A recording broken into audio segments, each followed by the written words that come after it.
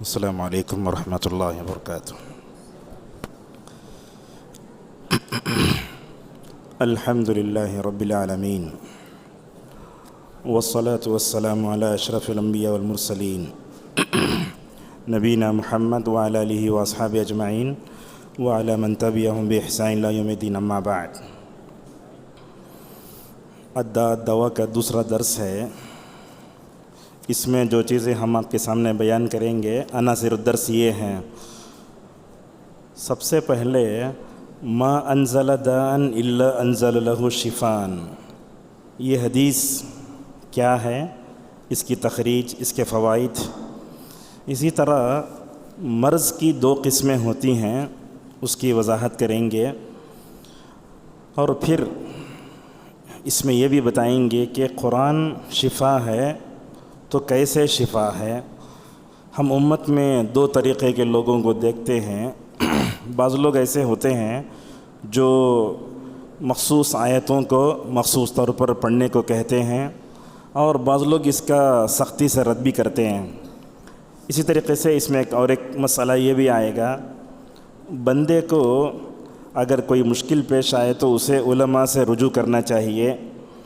نبی کریم صلی اللہ علیہ وسلم گنہگاروں سے کیسے سلوک کرتے تھے، انشاءاللہ ان عناصر پر گفتگو کریں گے۔ سب سے پہلے اس میں آتے ہیں ما انزل داء الا انزل له شفاء، یہ بخاری کی روایت ہے۔ اس حدیث میں نبی کریم صلی اللہ علیہ وسلم نے نوٹ کرنے کی بات ہے، داء کو بھی نکرہ ذکر کیا، شفاء کو بھی نکرہ ذکر کیا ہے۔ اس کا مطلب یہ ہوا کہ بیماری جسمانی بھی ہو سکتی ہے، روحانی بھی ہو سکتی ہے، اور شفاء تذکرہ کر کے بتایا گیا۔ شفا کی اتنی شکلیں ہیں، اس کو اللہ جانتا ہے، مگر تمام لوگ جاننا مشکل ہے۔ اسی لیے اس حدیث کے بعض طرق میں ایک لفظ یہ آیا، علمہ من علمہ، کہا کہ شفا کی ان صورتوں کو بعض لوگ جانتے ہیں، اور آگے کہا وجہلہ من جہلہ، اور بعض لوگ جو ہے وہ نہیں جانتے ہیں۔ آپ جانتے ہیں انسان کی زندگی پوری جو ہے آزمائش میں گزرتی ہے۔ اللہ تبارک و تعالیٰ نے سورہ اعراف میں فرمایا وَبَلَوْنَاهُمْ بِالْحَسَنَاتِ وَالسَّيِّئَاتِ لَعَلَّهُمْ يَرْجِعُونَ، اللہ تعالیٰ انسان کو کبھی نیکی کے ذریعے آزماتا ہے اور کبھی برائیوں کے ذریعے آزماتا ہے تاکہ بندے لوٹ جائیں۔ اس آیت کی تفسیر میں علامہ ابن کثیر رحمہ اللہ نے جو بات لکھی ہے وہ کہا، اللہ تعالیٰ کبھی خوشحالی سے آزماتا ہے، کبھی قحط سالی بھیجتا ہے، اور اسی طریقے سے کبھی اللہ تبارک و تعالیٰ رخصت دیتا ہے، کبھی بلائیں بھیجتا ہے۔ اسی لیے اللہ نے فرمایا لَتُبْلَوُنَّ فِي أَمْوَالِكُمْ وَأَنفُسِكُمْ۔ اب آئیے میں آپ کے سامنے مرض کی دو قسمیں بتاتے ہیں۔ عموماً آپ دنیا میں دیکھتے ہیں بسا اوقات کئی مریضوں کو ایسے ہوتا ہے کہ MRI لینے کے بعد بھی وہ بیماری کی تشخیص ہو نہیں پاتی۔ بعض مرتبہ ایسے ہوتا ہے، ہم دیکھتے ہیں کہ بیماری ایسی ہے، کبھی ڈاکٹر بولتا ہزاروں میں ایک کو آتی بیماری ہو۔ تو اس طریقے سے بیماریوں کی بہت قسمیں ہیں۔ امام غزالی رحمہ اللہ اور دیگر علماء نے یہ بتایا ہے کہ المرض فی کتاب اللہ نوعان، بیماری دو طرح کی ہوتی ہے۔ ایک ہوتی ہے مرض الشبہہ، شبہات کا بیماری، اور ایک ہوتی ہے مرض الشہوہ۔ سمجھ گئے نا آپ؟ مرض الشبہتی و مرض الشہوہ، شبہات کی بیماری اور شہوات کی بیماری۔ ابن القیم رحمہ اللہ اس کو یوں الفاظ بیان کرتے ہیں کہ قرآن میں دو طرح کے مرض ہیں، ایک ہے مرض القلوب اور ایک ہے مرض الابدان، اور اس کے بعد کہا وہما مذکوران فی القرآن، اور یہ دونوں قرآن میں مذکور ہیں۔ اور بیماری کا جو دل پر حملہ ہوتا ہے اس کو دو قسموں میں تقسیم کرتے ہیں۔ کہا مرض و شبہتن و شکن، ایک بیماری ایسی ہے جو شک و شبہ کی ہے، جس سے منافقین دو چار ہوئے تھے۔ اللہ نے فرمایا فی قلوبہم مرض فزادہم اللہ مرضا، اور منافقین کے بارے میں قرآن کی سب سے بہترین جو صورت ہے وہ سورۃ التوبہ ہے۔ ابن عباس رضی اللہ عنہما فرماتے ہیں یسمى سورۃ التوبۃ سورۃ الفاضحہ لأنہا تفضح اسرار المنافقین، کہتے تھے کہ توبہ کا دوسرا نام فاضحہ ہے، فاضحہ کا معنی رسوا کرنے والی۔ اس صورت نے تو منافقین کی پوری پول کھول کے رکھ دیا۔ اللہ نے اس میں کہا فہم فی ریبہم یترددون، اس کا مطلب یہ سمجھ میں آیا کہ یہ شک و شبے کی بیماری بڑی خطرناک ہوتی۔ اسی لیے دیکھیں لا الہ الا اللہ کی شرطوں میں کیا کہا گیا انما المؤمنون الذین آمنوا باللہ ورسولہ ثم لم یرتابوا، شک نہیں ہونا، یقین ہونا چاہیے۔ اسی طریقے سے کہا کہ دل پر جن امراض کا حملہ ہوتا ہے اس میں ایک ہے مرض الشہوہ، یہ کہاں ہے؟ سورہ اعراف میں ہے۔ اللہ نے فرمایا جہاں ازواج مطہرات سے کہا گیا کہ آپ اجنبی عورت سے بات کریں تو لچکدار آواز سے بات نہیں کرنا، کہا فَيَطْمَعَ الَّذِي فِي قَلْبِهِ مَرْضٌ، کیا ہوگا؟ وہ عورتوں کی جو مطلب کیسی آواز ہوتی ہے، گانے میں ہم دیکھتے ہیں، سیریل میں ہم دیکھتے ہیں، تو وہ آواز کیا ہوتی ہے؟ شہوات کو بھڑکاتی ہے۔ کبھی کبھی ہمارے طلبہ بھی آمبور اور پینامبٹ جاتے ہیں تو ایسی صورت میں آپ دیکھتے ہیں جس بس میں گانے ہوتے ہیں، جس آٹو میں گانے ہوتے ہیں، نہیں بیٹھنا چاہیے۔ اگر آپ کے بس میں ہے تو آف کرو، وہ آپ کے بس میں نہیں ہے نا، مجبوری ہے تو چلے جائیے آپ، ورنہ جہاں تک ہو سکے وہ گانوں سے اپنے آپ کو بچانا بہت ضروری ہے۔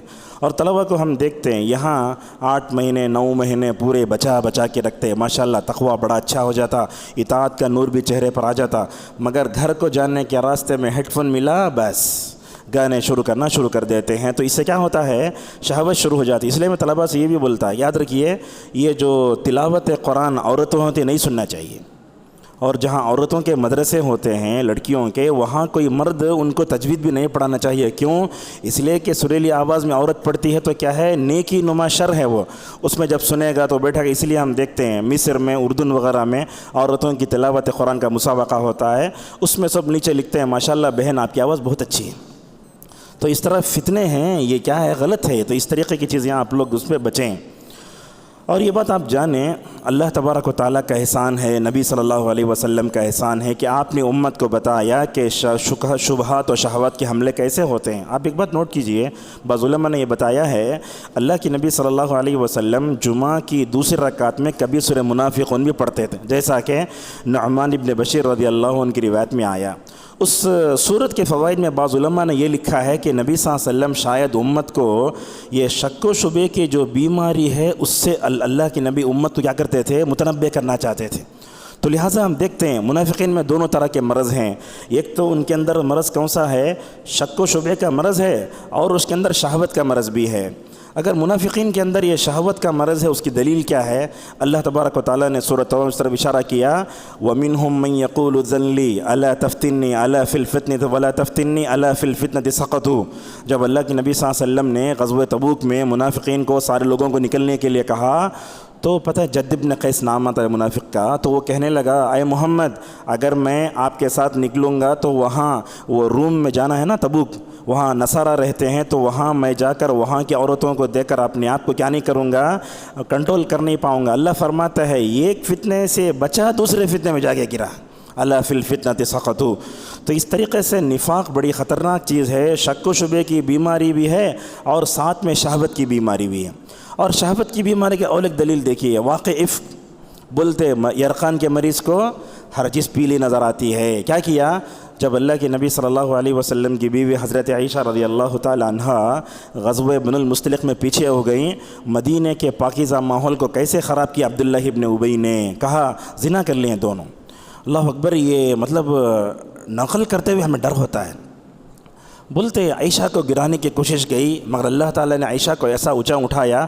واقع عفق کے تعلق سے علامہ ابن کثیر کہتے ہیں کہ لوگوں نے عائشہ کو گرانے کی کوشش کی، مگر اللہ تعالیٰ نے عائشہ کو اتنا اونچا اٹھایا کہ قیامت کے دن تک ماشاءاللہ یہ عفق کی آیتیں انشاءاللہ مسلمانوں کے محرابوں میں پڑھی جاتی رہیں گی۔ تو اگر ہم نفاق سے بچتے ہیں تو میں سمجھتا ہوں شک و شبے کی بیماری سے بھی بچ سکتے ہیں اور شہوت کی بیماری سے بھی بچ سکتے ہیں۔ اب آئیے اور ایک حدیث ہے، ان اللہ لم یضع داء الا وضع له شفاء او دواء۔ اب کیا ہے اس میں اللہ کے نبی صلی اللہ علیہ وسلم نے جو یہ بتایا کہ ہر دوا ہر بیماری کی دوا ہے، مگر بعض روایتوں میں یہ آیا کہ بڑھاپے کی دوا نہیں ہے، جیسا کہ کلونجی کی حدیث میں بھی آتا ہے۔ رسول اکرم صلی اللہ علیہ وسلم نے فرمایا، کہا کہ کلونجی جو ہے نا الحبۃ السوداء، اس میں ہر بیماری کا علاج ہے سوائے بڑھاپے کے۔ یہ بات آپ نوٹ کریں۔ اسی طریقے سے لکل داء دوا، اس میں ایک بات یہ بھی بعض علماء نے لکھی ہے کہ بیماری جس قدر ہے دوا اتنا ہی لینا چاہیے۔ بسا اوقات ایسا ہوتا ہے، آپ دیکھتے ہیں بنگلور میں پرسوں ایک موت ہوئی ہے، شوگر پیشنٹ تھے، انہوں نے کیا کیا، سردی ہوئی رات میں سٹریزن ایک کھا لیے، آدھی رات کو اٹھ کے اور ایک سٹریزن کھائے، صبح موت ہو گئی. لہٰذا نہیں ہونا چاہیے. دوا بیماری جس قدر دوا بھی اس قدر.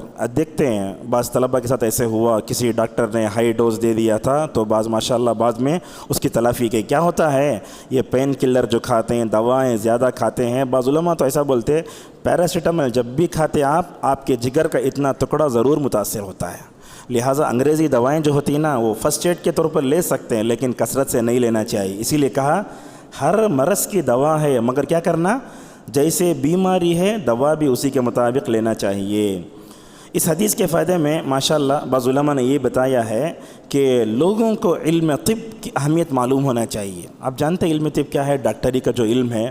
آج ہم دیکھتے ہیں کہ علم طب بہت ترقی کر گیا ہے اور یورپ ماشاءاللہ اس میں بہت آگے بڑھ گیا ہے. آپ کو یہ معلوم ہونا چاہیے علم طب میں ہمارے جو اسلاف ہیں باپ بھی ہیں دادا بھی ہیں. اور کیا ہوا، علم طب کی جو کتابیں عربی میں تھیں اس کا انگریزی میں ترجمہ کر کے پورے علوم کو ہم نے کیا سمجھ لیا، یہ پورے علوم انگریز اس کے موجد ہیں سمجھ گئے. حالانکہ وَعَلَّمَ آدَمَ الْأَسْمَاءَ كُلَّهَا ان جیسے آیتوں کی تفسیر میں علماء لکھتے ہیں قیامت تک جتنے علوم پیدا ہوں گے تمام علوم کا سرچشمہ قرآن مجید ہی ہے. علم طب بہت اہم ہے. اور اس میں ایک بات معلوم ہوتی ہے کہ علاج کے جو اسباب ہیں ان کو اپنانا یہ توکل کے منافی نہیں ہے. بعض لوگوں کو ہم دیکھتے ہیں توکل کا غلط مفہوم سمجھ جاتے ہیں. سعید ابن جبیر رحمہ اللہ کہتے ہیں کہ بھروسہ یا ایمان کا ایک بہترین جز ہے. توکل کا مطلب کیا ہوتا ہے؟ اسباب کو اپنانا، نتیجے کو اللہ کے حوالے کرنا. اگر آپ کے جسم پر یا دل پر بیماری کا حملہ ہوا اس کا مطلب یہ نہیں کہ آپ جو ہے مکمل طور پر بے نیاز ہو جائیں، نہیں ہونا چاہیے. اسی طریقے سے یہ جو دو حدیث آئی کہ ما انزل دان الا انزل له شفاء، اس سے بندوں کے ساتھ اللہ تبارک و تعالیٰ کی رحمت بھی معلوم ہوتی ہے. اس حدیث سے اور ایک بات یہ بھی معلوم ہوتی ہے کہ اللہ کا علم ازلی ہے. ڈاکٹر جو ہوتا کیا کرتا ہے؟ ڈاکٹر کے پاس کیا علم ہوتا ہے؟ کتنا علم ہوتا ہے ڈاکٹر کے پاس؟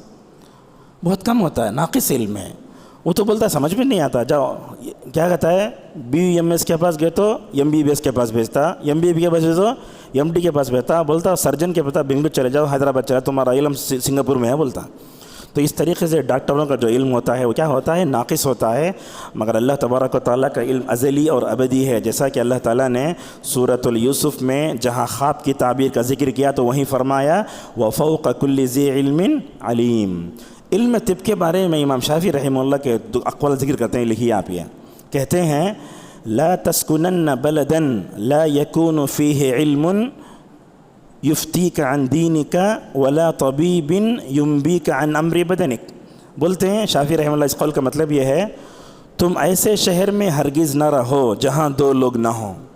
وہ کون کون ہیں؟ کہا جہاں تم رہتے ہو وہاں ایک عالم دین کا ہونا ضروری ہے. دوسرا یہ ہے جس شہر میں آپ رہتے ہیں وہاں ایک ڈاکٹر کا ہونا ضروری ہے. تو اس کا مطلب کیا سمجھ میں آیا؟ یہ جو دنیا کے ڈاکٹر ہوتے ہیں وہ ہمارا جسمانی علاج کراتے ہیں اور جو علماء ہوتے ہیں وہ کیا کرتے ہیں؟ روحانی علاج کراتے ہیں. ابن القیم رحمہ اللہ کی اس کتاب کو پڑھ کر ماشاءاللہ کتنے لوگوں نے ماشاءاللہ جو ہے ہدایت حاصل کی ہے، دیکھ سکتے ہیں. اور اسی طریقے سے امام شافعی رحمہ اللہ ایک بات بولتے ہیں لا اعلم علما بعد الحلال والحرام انبل من الطب. بولتے دیکھو حلال و حرام کے بعد سب سے زیادہ مجھے اگر بہترین علم دکھا تو علم کا ہے، علم الطب ہے. انبل مانے بہت شرافت. ڈاکٹر کیا کرتا ہے؟ ماشاءاللہ بڑے شرافت سے فخر سے بیٹھے رہتا ہے، بڑے شریف علم ہے یہ. لیکن دیکھو ایک بات الا ان اہل الکتاب قد غلبونا علیہ، یہ بڑی حقیقت ہے. 204 کب کا زمانہ؟ 30ویں صدی ہجری میں. امام شافعی کی دررس نگاہیں دیکھیے، کہتے ہیں علم طب میں ہمارے اوپر اہل کتاب غالب آ گئے ہیں. بات صحیح ہے. آج عیسائیت پھیلنے کے اسباب میں کیا ہے؟ ان کے پاس 2 ہتھیار ہیں، ایک اسکول، دوسرا طب. ہمارے پاس جو ڈاکٹر ہوتے ہیں، ہمارے پاس جو چیزیں ہوتی ہیں وہ اس لائق نہیں ہوتی جنہیں ہونا چاہیے. امام راضی رحمہ اللہ کہتے ہیں خدمت خلق کی سب سے بہترین شکل علم طب ہے. لہٰذا میں فارغ ہونے والے طلباء سے بھی گزارش کروں گا کہ فارغ ہونے کے بعد جیسے رسول اکرم صلی اللہ علیہ وسلم نے بہترین افراد سازی کی، آپ نے ماشاءاللہ کیسے کیسے لوگوں کو پیدا فرمایا، علم طب کے میدان میں بھی ماشاءاللہ ہم علماء کو جو ہے قدم رکھنا چاہیے. ماشاءاللہ جامعہ دارالسلام کے ڈاکٹر یو شبیر بنگلور کے جانے مانے ڈاکٹر ہیں. الحمدللہ اتنی بڑی عمر ہونے کے باوجود بھی اب حفظ کیے ہیں 5 سال پہلے. تو اس طریقے سے ہمیں علم طب کی طرف توجہ دینا چاہیے. اور ایک بات کہتے ہیں دیکھو، انما العلم علمان، علم الدین و علم الدنیا. کہتے علم 2 طرح کا ہے. ایک ہوتا ہے علم الدین، دین کا علم کیا ہے؟ فقہ کا علم ہے. اور دنیا کا علم، دنیا کیا ہے؟ وہ طب کا علم ہے. لہٰذا جیسے آپ جسمانی طور پر بیمار ہوتے ہیں تو جیسے ڈاکٹر سے بڑے بڑے ڈاکٹر کے پاس جاتے ہیں، ویسے اللہ تبارک و تعالیٰ نے کیسے کیسے علماء کو الحمدللہ رکھا ہے. اسی لیے میں بولتا ہمیشہ طلباء سے، یہ گناہوں سے بچنے، دل کی بیماریوں سے بچنے کے لیے اس زمانے میں سب سے بڑی شخصیت اگر کوئی عبدالرزاق البدر حفظہ اللہ کی. آپ ان کے ویڈیو زیادہ سنیے. اور الحمدللہ میں سمجھتا ہوں یہ تزکیہ نفس کے منہج میں بھی بہت سی ہم دیکھتے ہیں کیا خرابیاں ہیں. اسی لیے 3 علماء کتابوں کو پڑھیے آپ تزکیہ نفس کے باب میں. سب سے پہلے ہے علامہ ابن تیمیہ، دوسری ہے ابن القیم، اور تیسرے ہیں ان دونوں کے شاگرد علامہ ابن رجب. اگر آپ تزکیہ نفس کے باب میں ان علماء کو پڑھیں گے نا، میں سمجھتا ہوں صوفیہ نے، دیگر لوگوں نے جو اس میں خرابی پیدا کی ہے، ماشاءاللہ ہم اس سے بچ سکتے ہیں. آج کل ہم دیکھتے ہیں سوشل میڈیا پر پتہ نہیں لوگ کیا کیا بناتے ہیں، اس میں اس طریقے سے نہیں ہونا چاہیے. اس طریقے سے اس کے بعد ایک باب باندھتے ہیں، اس میں لفظ ایسا ہے، ان دواء العی السؤال. اگر آپ کے اوپر کوئی چیز مشتبہ ہوئی تو سوال کرنا چاہیے. سورۃ النحل کے بارے میں آپ جانتے ہیں. سورۃ النحل کیا ہے؟ سورۃ النعم ہے، نعمتوں والی سورت. اس سورت میں اللہ تعالیٰ نے بتائیے فَاسْأَلُوا أَهْلَ الذِّكْرِ إِن كُنتُمْ لَا تَعْلَمُونَ. اس کا مطلب یہ ہوا علماء بھی ماشاءاللہ بہت بڑی نعمت ہے. اسی لیے حسن بصری کہتے ہیں لولا العلماء لَكَانَ النَّاسُ كَالْبَهَائِمِ. اگر علماء نہ ہوتے لوگ کیا بن جاتے؟ پورے جانور بن جاتے. اگر یہ جمعہ کے خطبات نہیں، دروس نے امت میں کیا ہوتی؟ وہ ہدایت کی جو چراغ ہے وہ ٹمٹماتے ہوئے بجھ جاتی. لہذا کہا الجہل دا وجعل دواءہ سؤال العلماء. کہتے ہیں کہ جہالت بیماری ہے، اور اس بیماری کو دور کرنا ہو تو علماء سے سوال کرنا چاہیے. اور جانتے ہیں آپ علماء سے اگر بندے کا تعلق ہوتا ہے تو ماشاءاللہ بندہ صحیح اعتبار سے کیا ہوتا ہے؟ الحمدللہ ترقی کر پاتا ہے. ہم لوگ دیکھتے ہیں سوشل میڈیا کے زمانے میں کچھ لوگ علماء کو چھوڑ کر کے غیر علماء کو ادھر ادھر ہانکتے رہتے ہیں. تو ہوتا کیا ہے؟ غلط رہنمائی سے ان کی زندگی اجیرن ہو جاتی ہے. لہٰذا یاد رکھیے گنہگار غیر علماء سے جڑنے کا ایک نقصان یہ ہوتا ہے کہ انہیں کیا کرتا؟ سامنے والے گنہگار کو مایوس کر کے چھوڑ دیتا ہے. مگر ربانی علماء کی پہچان یہ نہیں ہوتی ہے. ربانی علماء کیا کرتے ہیں؟ ماشاءاللہ مرض کی صحیح تشخیص کرتے اور الحمدللہ اصول تدرج کی روشنی میں الحمدللہ اس کی مکمل طور پر کیا کرتے ہیں؟ ازالہ کرتے ہیں. اسی لیے آپ دیکھیں گے کئی لوگ غیر علماء کے پاس گئے، ہوتا کیا؟ وہ علاج کے دوران ہی خودکشی کر کے مر گئے. اور آج کل بھی ایسے ایڈ بہت آتے ہیں، بتاتے ہیں ایڈ اس میں کیا ہے، میں جو ہے وہ سگریٹ سے نجات پانا چاہتا ہوں. اگر آپ نجات پانا چاہتے ہیں تو اس نمبر پر کال کیجئے، اخبارات میں چھپتا ہے. اب لوگ کیا کرتے ہیں؟ اس کے پیچھے چلے جاتے ہیں. نہیں ہونا چاہیے. سب سے بڑے کون ہیں؟ مجھے علماء. اسلام نے کیوں حرام کیا اور اس میں حرام کرنے کی حکمت کیا ہے، وہ ساری چیزیں جو ہے ماشاءاللہ یہ ہوں گی. لہٰذا غیر علماء سے رجوع کرنے میں نقصان کیا ہوگا؟ غیر عالم کیا کرے گا؟ صحیح نسخہ نہیں اپنائے گا. اس کی مثال کیسی معلوم ہے؟ اگر آپ کو درد سر آیا، ڈائریکٹ جا کے میڈیکل میں دوا لے کر کھائے تو کیا ہوتا؟ نقصان ہوتا. تو اسی طریقے سے اگر آپ غیر علماء کے پاس جائیں گے تو نقصان ہوگا. اسی مثال دیکھو، بنی اسرائیل میں 90 آدمی کو قتل کر دیا، بعد میں کتنے ہو گئے؟ 100 پورے ہو گئے. اپنے گاؤں کے محلی علماء سے اس نے سوال کیا کہ میرے لیے توبہ ہے کیا؟ اس نے بولا توبہ نہیں ہے. وہ 100 قتل کرنے والا پریشان ہو گیا، تھوڑا آگے بڑھا، آبادی سے باہر گیا تو ایک عالم نے ماشاءاللہ اس کی مکمل طور پر رہنمائی کی، کہا آپ کے لیے توبہ ہے. اس سے معلوم ہوتا ہے کہ ہمارے معاشرے میں بھی علماء غلط بھی ہو سکتے ہیں. لہذا جو صحیح ہوتے، امت کا مزاج جانتے، آپ ان سے مکمل طور پر کیا کیجئے؟ رجوع کیجئے. اسی طریقے سے آپ دیکھتے ہیں صحابہ اکرام میں ایک واقعہ پیش آیا، اسے کہتے ہیں حدیث الشجہ. ایسا بات باندھا ہے علماء نے. وہ کیا ہے؟ ایک صحابی تھے جو کسی جنگ میں زخمی ہو گئے تھے، وہ اجنبی ہو گئے، جانتے نا غزوہ ذات السلاسل نام آتا ہے بعض روایتوں میں. اب ان کو کیا ہوا؟ جنوبی ہو گئے. تو ان کو جو ہے تیمم کرنے کا کہ مشورہ دینا چاہیے تھا. صحابہ نے کیا کیا؟ صحابہ بولے تمہارے پر کیا واجب ہے؟ غسل واجب ہے. غسل واجب ہے بولتے ہی کیا ہوا؟ انہوں نہا انتقال کر گئے۔ جب نبی کریم صلی اللہ علیہ وسلم کو اس واقعے کی اطلاع ملی تو آپ نے فرمایا قتلوہ قاتلہم اللہ، تم ان سب لوگوں نے مل کر اس کو مارا، لہٰذا اللہ تعالیٰ ان کو غارت کر دے۔ کیوں غارت کر دے؟ اس کا مطلب یہ ہوا غلط مشورے کی وجہ سے وہ جن کے سر کو مار لگا تھا انہوں کیا ہو گئے؟ مر گئے۔ لہٰذا ابن القیم رحمہ اللہ کہتے ہیں دیکھو فدعا علیہم لما افتوا بغیر علم، بغیر علم کے فتویٰ دینے کی وجہ سے رسول اکرم صلی اللہ علیہ وسلم نے ان پر بد دعا فرمائی۔ اسی طریقے سے آپ دیکھو آپ صلی اللہ علیہ وسلم کے پاس جو بھی کیس آتا کیسے حل کرتے؟ اللہ کی نبی صلی اللہ علیہ وسلم کی جو رحمت ہے اس رحمت کو جاننا چاہتے ہیں تو میں 2 اردو کتابوں کے نام آپ کے سامنے بتاتا ہوں۔ ایک تو ہے سیرت کا جو نمبر ہے راحت ال کا وہ، اور اسی جامعہ کے ایک جماعت ششم تک پڑھے ہیں رضوان ریاضی، ان کی ایک کتاب ہے رسول اکرم صلی اللہ علیہ وسلم کا سلوک کس کے ساتھ کیسا۔ اس میں انہوں نے ماشاءاللہ مختلف جو ہے کیا کیے ہیں، ذکر کیے ہیں مطلب مجالات، اللہ کے نبی صلی اللہ علیہ وسلم گنہ گاروں کے ساتھ کیسے سلوک کرتے تھے۔ آج کل بھی ہم دیکھتے ہیں خطباء کو، علماء کو، اگر کسی گناہ کے بارے میں بولے تو تمہیں بولتے، یہ اسلوب اچھا نہیں ہے، ایسے معلوم ہوتا خطبہ دینے والا فرشتہ ہے۔ اسی لیے ہم کلاس میں نے یہ بتایا حضرت یوسف علیہ السلام کی دعوت دیکھو، وہ اپنے آپ کو الگ نہیں کر لیے، بولے ما کان لنا ان نشرک باللہ من شیء، ایسے نہیں کہا لا تشرکا، ہم کو شرک نہیں کرنا چاہیے۔ مطلب یہ سمجھ میں آتا ہے کہ خطبے میں کیا بولنا، ہم بولنا، اس کا مطلب کیا سمجھ میں آتا؟ اس کا مطلب یہ سمجھ میں آتا ہے کہ خطیب بھی کیا ہے، بشر ہے، لہٰذا اگر وہ اپنے آپ کو پاک سمجھ لیتا بولیں گے مولوی صاحب فرشتہ ایسا کہا ہے، سمجھ لیں گے۔ تو اس طریقے سے اللہ کے نبی صلی اللہ علیہ وسلم ماشاءاللہ کیسے انداز سے سلوک کرتے تھے۔ دیکھو حضرت ابو امام الباہلی رضی اللہ عنہ کی روایت آتی ہے مسند احمد میں، جس کو علامہ البانی رحمہ اللہ نے صحیح کہا ہے، قریش کا ایک نوجوان نبی کریم صلی اللہ علیہ وسلم کے پاس آیا، آ کر بولا یا رسول اللہ اذن لی فی الزنا، آپ زنا کے بارے میں مجھے اجازت دو۔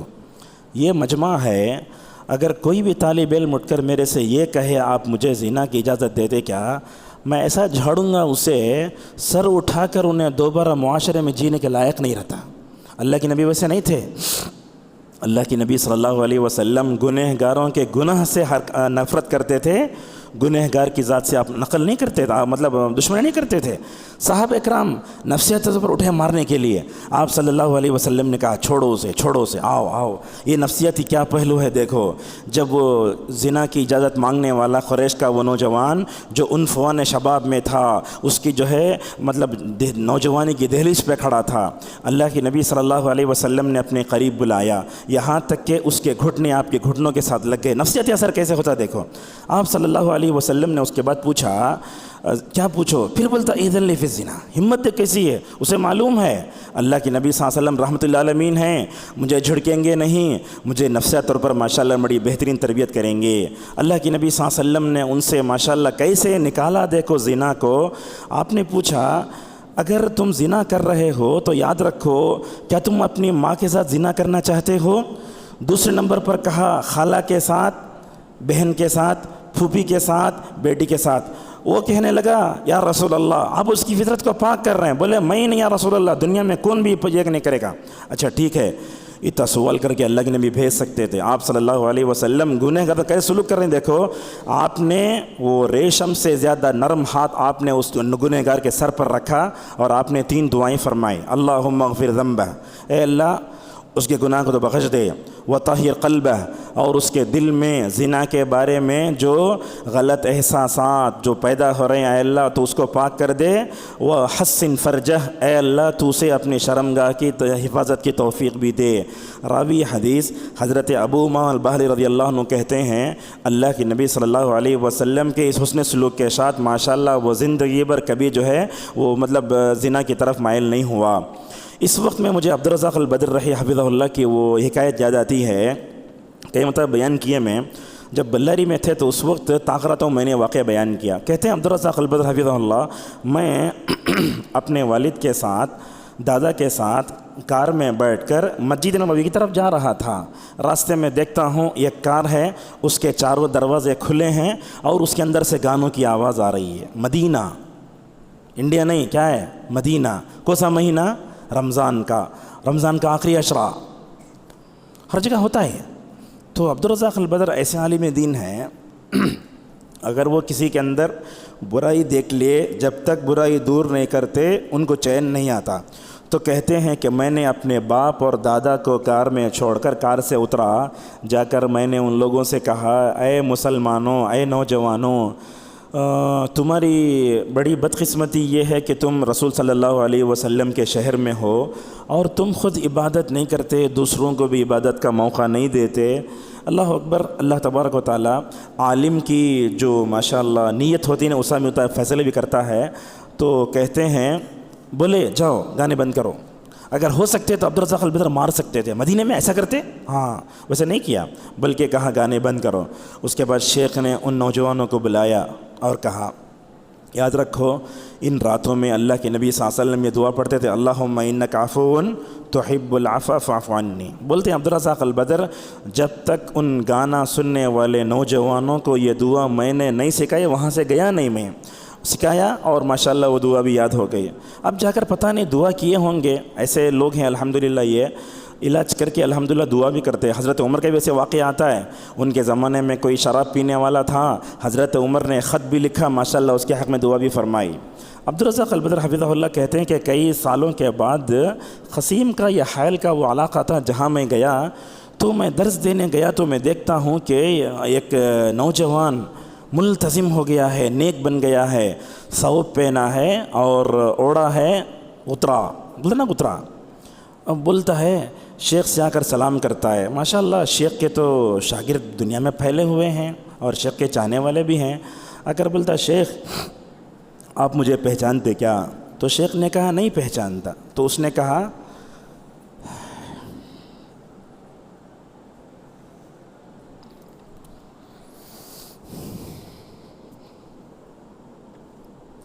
اس تاخرات میں آپ نے مجھے دو دعائیں سکھائی تھی، اس نے میری زندگی بدل دی. میں نے علم حاصل کیا. آج جس مسجد میں آپ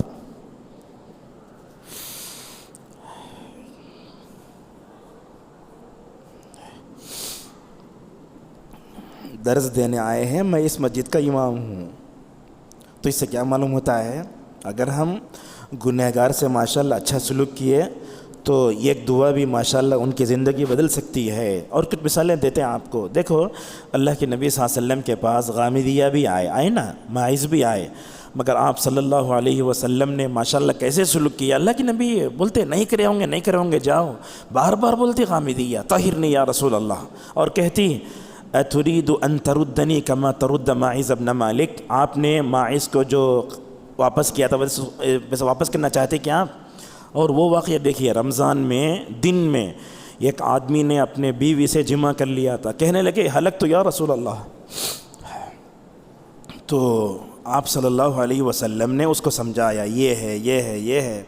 تو اللہ کی نبی نے آخری میں فرمایا ایسا کرو کفارہ دو. وہ کہنے لگا یا رسول اللہ. وہ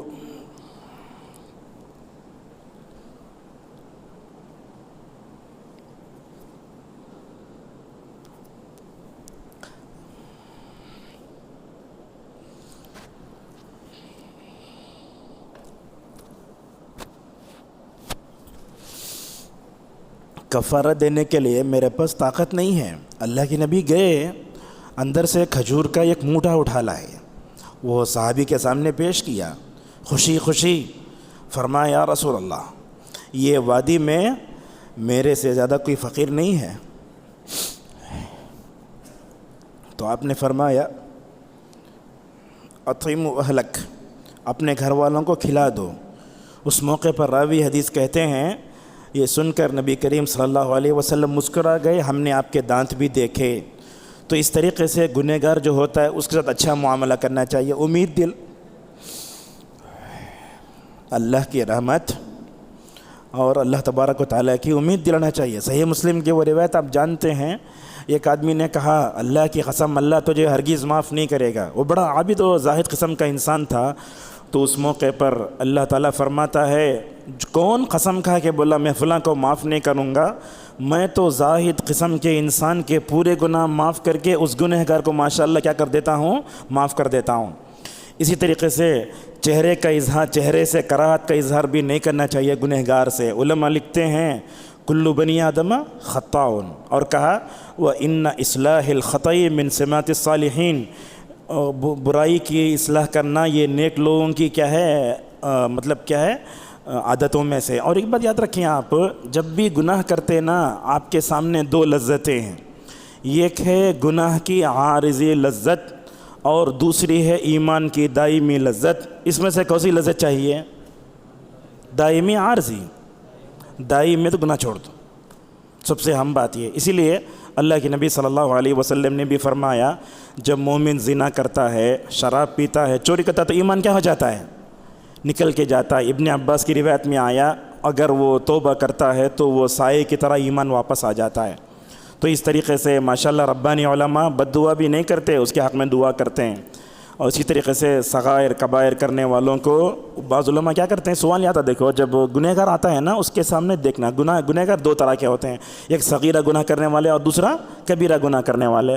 اللہ کے نبی صلی اللہ علیہ وسلم کے پاس صغیرہ گناہ کرنے والے تھا، اللہ کے نبی پوچھتے کیا آپ میرے ساتھ نماز نہیں پڑھے کیا؟ ایک تو واقعہ تھا صحیح مسلم میں، اللہ کے نبی صلی اللہ علیہ وسلم کے سامنے ایک صحابی آئے، کہنے لگے یا رسول اللہ بازار میں چلتے چلتے میں نے ایک اجنبی عورت کا بوسہ لے لیا ہے، کیا کروں؟ اس پر آیت اتری ان الحسنات یذہبن السیئات۔ تو وہ صحابی کہنے لگے یا رسول اللہ یہ میرے لیے ہے یا سب کے لیے ہے؟ آپ نے فرمایا لجمیع امتی کلہم، پوری امت والوں کے لیے ہے۔ تو اسی لیے آپ نے فرمایا بندہ جب وضو کرتا ہے تو الحمدللہ اس کے گناہ سب جھڑ جاتے ہیں، یہاں تک کہ وہ ناخن کے نیچے بھی الحمدللہ جو ہے کیا ہوتا ہے، گناہ جھڑ جاتا ہے۔ آج کے درس کی آخری چیز ہے قرآن شفا ہے۔ اس بارے میں ہمیں 3 آیتیں ملتی ہیں، مؤلف نے 2 آیتوں پر اکتفا کیا ہے۔ ایک تو سورہ یونس کی آیت ہے یا ایھا الناس قد جاءتکم موعظۃ من ربکم وشفاء لما فی الصدور، اور ایک آیت ہے وننزل من القرآن ما هو شفاء ورحمۃ للمؤمنین، اور ایک آیت ہے سورہ فصلت کی جس میں اللہ نے فرمایا قل ہوا کیا ہے ھدی وشفاء۔ اب یہ 3 جگہ اللہ تبارک و تعالیٰ نے شفا کا جو تذکرہ کیا ہے، یہ کیا ہے؟ یہ علامہ ابن القیم رحمہ اللہ کہتے ہیں کہ یہ شفا قلبی امراض کے لیے بھی ہے، بدنی امراض کے لیے بھی ہے۔ انسان کے دل اور جسم پر کسی بھی ماشاءاللہ مرض کا اگر حملہ ہوتا ہے تو الحمدللہ قرآن اس کے لیے کیا ہے، شفا ہے۔ اب آئیے احادیث میں ہم دیکھتے ہیں کہ اللہ کے نبی صلی اللہ علیہ وسلم قرآن پہ کیسے شفا حاصل کرتے تھے۔ صحیح مسلم کی روایت میں آیا اللہ کے نبی صلی اللہ علیہ وسلم کو اپنے جسم میں درد ہوتا تو آپ 3 سورتیں پڑھتے تھے، ایک تو ہے سورۃ الفلق، دوسرا ہے سورۃ الناس، تیسرا ہے سورۃ الاخلاص۔ اس کو کیا کہتے ہیں؟ معوذات۔ اگر آپ یہ معوذتین کے بارے میں زیادہ پڑھنا چاہتے ہیں تو اردو میں بھی کتاب ہے معوذتان ابن القیم کی۔ یہ 3 صورتوں کے بارے میں ایک بات نوٹ کر سکتے ہیں آپ، سورہ اخلاص تو الحمدللہ پڑھتے ہی ہم، سورہ فلق اور ناس میں علماء نے ایک فرق بتایا، وہ یہ ہے سورہ فلق آتا ہے اس میں خارجی حملوں کا ذکر ہے، قل اعوذ برب الفلق من شر ما خلق ومن شر غاسق اذا وقب ومن شر النفاثات، جادو باہر سے آتا ہے، حسد بھی باہر سے آتا ہے۔ اور سورۃ الناس میں کیا ہے؟ داخلی دشمنوں کا ذکر ہے، علماء نے ماشاءاللہ اس کی جو ہے وضاحت کی ہے۔ تو اللہ کے نبی کیا کرتے، جب اللہ کے نبی صلی اللہ علیہ وسلم کو جسم میں درد ہوتا تو وہ آیتیں پڑھتے، اور سوتے وقت آپ جانتے ہیں آیتوں کو پڑھ کر کے جہاں تک آپ کا ہاتھ جاتا وہاں مکمل طور پر پھیر دیتے تھے۔ اس روایت کے بعد وہ روایت بخاری کی ہے، اللہ کے نبی صلی اللہ علیہ وسلم جب بیمار ہو گئے تو فلق ناس پڑھنا آپ کے لیے مشکل تھا، تو آپ نے عائشہ سے اشارتاً فرمایا عائشہ تم میرے اوپر فلق ناس پڑھ کے پھونکو۔ حضرت عائشہ رضی اللہ عنہا معوذات پڑھ کے پھونکا کرتی تھی۔ اور دیکھو اللہ کے نبی صلی اللہ علیہ وسلم اپنی بیویوں کی ماشاءاللہ روحانی تربیت کیسے کرتے ہیں۔ مسلم کی روایت ہے، کہتے ہیں عائشہ رضی اللہ عنہا آپ کی بیویوں میں سے کوئی بھی بیوی بیمار ہو جاتی اللہ کے نبی صلی اللہ علیہ وسلم معوذات پڑھ کے دم کیا کرتے تھے۔ اس کا مطلب یہ سمجھ میں آیا کہ اگر ہمارے گھر میں کوئی بھی روحانی طور پر جسمانی طور پر بیمار ہیں تو کیا کرنا چاہیے؟ رقیہ شرعیہ کے ذریعے علاج کر سکتے ہیں، اور رقیہ خود کرنا افضل ہے، اس لیے کہ 70,000 لوگ جو بتائے گئے ہیں اس میں سے کہا گیا وہ دوسروں سے رقیہ نہیں کراتے، البتہ رہی بات جن کو کرنے نہیں آتا وہ دوسروں سے کرا سکتے ہیں۔ اسی طریقے سے اللہ کے نبی صلی اللہ علیہ وسلم کے علاج کے طریقے کے بارے میں اور 3 باتیں بتاتے ابن القیم رحمہ اللہ زاد المعاد میں لکھتے ہیں کہ اللہ کے نبی صلی اللہ علیہ وسلم کا جو علاج تھا ایک تو فطری علاج تھا، فطری علاج مطلب اللہ کے نبی صلی اللہ علیہ وسلم کبھی پتوں سے ان سے بھی علاج کرتے تھے. اگر آپ یہ جاننا چاہتے ہیں الطب النبوی کتاب پڑھیے عبد القیم رحمہ اللہ کی. دوسری ہے روحانی علاج، 2 ہوئے. تیسرا ہے کبھی اللہ کی نبی صلی اللہ علیہ وسلم دواؤں سے بھی علاج کرتے، ضرورت پڑے تو ماشاءاللہ دعاؤں سے بھی علاج کرتے تھے. علامہ بن باز رحمہ اللہ کہتے ہیں یہ قرآن سے شفا کا جو مسئلہ ہے، میں نے اپنی زندگی میں دیکھا قرآن کے ذریعے لوگوں نے ماشاءاللہ اتنا شفا حاصل کیا ہے کہ اس کو ہم شمار نہیں کر سکتے. شفا کیسے حاصل ہوگی؟ یاد رکھیے قرآن جو شفا بتایا جاتا ہے مومن کے لیے ہی ہے. اللہ نے فرمایا وَنُنَزِّلُ مِنَ الْقُرْآنِ مَا هُوَ شِفَاءٌ وَرَحْمَةٌ للمؤمنین. اس کے آگے دیکھیے وَلَا يَزِيدُ الظَّالِمِينَ إِلَّا خَسَارًا. یہاں ظالم کا ذکر کر کے بتایا گیا. علامہ سعدی کہتے ہیں جو ظالم ہوتا ہے اللہ کا انکار کرنے والا، قرآن کا انکار کرنے والا، قرآن کو شفا پا نہیں سکتی. اسی لیے دیکھتے ہیں طفیل بن عمرو دوسی ماشاءاللہ یہ سب کچھ مسلمان ہو گئے، مگر ابو جہل کا دل بدلا، ابو لہب کا دل بدلا نہیں بدلا. تو اس سے یہ بات بتائی گئی. اور اسی طریقے سے ماشاءاللہ یہ کفر سے، ہر امراض سے الحمدللہ شفا ہے. اور یہ دیکھتے ہیں آج کل ہم لوگ ذرا کچھ بھی ہوا پہلے ڈاکٹر کے پاس چلے جاتے ہیں. میں تو آپ سے کہتا ہوں آپ لوگ کچھ گھریلو نسخے بھی جان کر رکھیے. سردی آئی تو پہلے سٹریزن کھانا یہ علاج نہیں ہے اس کا. آپ صلی اللہ علیہ وسلم نے شہد کے بارے میں کیا فرمایا؟ آپ جانتے ہیں اللہ کے نبی جب معراج کو گئے تو آپ کے سامنے 2 نہیں 3 چیزیں پیش کی گئی تھیں، اس میں شہد بھی تھا. آپ نے فرمایا میری امت کی شفا کس میں ہے؟ شہد میں ہے. تو شہد کا استعمال کیسے کرنا؟ شہد لے لو، اس میں تھوڑا کالی مرچی اور تھوڑا نمک. اگر 7-8 دن تک ماشاءاللہ اگر آپ نہار پیٹ استعمال کرتے ہیں تو سردی جڑ سے کٹ جاتی ہے. ہمارے پاس ہوتا کیا ہے، سردی لمبی ہو جاتی ہے، سائنس پرابلم آ جاتا ہے، پتہ نہیں کیا کیا ہو جاتا ہے. لہذا اس طریقے سے بچوں کو بچپن ہی سے انگریزی طریقہ علاج، اس طرح کی جو چیزیں ہوتی ہیں جہاں تک ہو سکے وہ یہ کرنا چاہیے. اور اسی طریقے سے یہ ہے آج لوگوں نے قرآن سے شفا حاصل کرنا چھوڑ دیا ہے.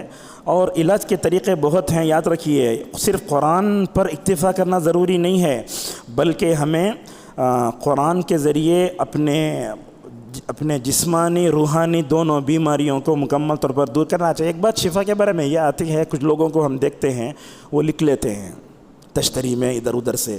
تو کیا ہے اس کا مسئلہ؟ تو ہم نے جب علامہ قیم رحمہ اللہ کتاب پڑھی تو انہوں نے کہا کہ مجاہد رحمہ اللہ اس کے قائل تھے، لیکن زعفران سے نہیں لکھنا، کہیں بھی لکھ کر اگر آپ اس کو پی لیتے ہیں تو الحمدللہ کوئی شک نہیں ہے. اسی طرح جس آدمی کے پاس آپ رقیہ کرانے جاتے ہیں اس کے پاس اس کے کچھ اخلاق ہونا چاہیے. سب سے پہلے کہ وہ آدمی نیک ہو، دوسرا یہ ہے کہ خلاف شرع امور نہ ہو، اور اس کے بعد یہ ہے کہ علاج کے شرعی طریقے جانتا ہو، جنات سے مدد نہ لیتا ہو، حرام طریقوں سے علاج نہ کرتا ہو. تو اس طریقے سے یہی اپنی بات کو روکتے ہیں. ایک مسئلہ رہ جاتا ہے انشاءاللہ آئندہ ہفتہ گفتگو کرتے ہیں. قرآن پورا شفا ہے، مگر ہم لوگوں کو دیکھتے ہیں کہ بعض آیتیں پڑھتے مطلب جادو کے توڑ میں، اور بعض لوگ بولتے ہیں یہ آیت پڑھے تو حمل آسانی ہو جاتی، یہ آیت پڑھے تو کینسر ہو جاتا. انشاءاللہ اس پر آنے والے درس میں ہم گفتگو کریں گے. اللہ تبارک و تعالیٰ سے ہماری دعا ہے اللہ تعالیٰ ہماری اس جو ہے مجلس کو قبول فرمائے، اور اس درس کے اثرات کو اللہ تعالیٰ مجھے اور آپ کے اندر جو ہے تادر باقی رکھے. وآخر دعوانا الحمدللہ رب العالمین.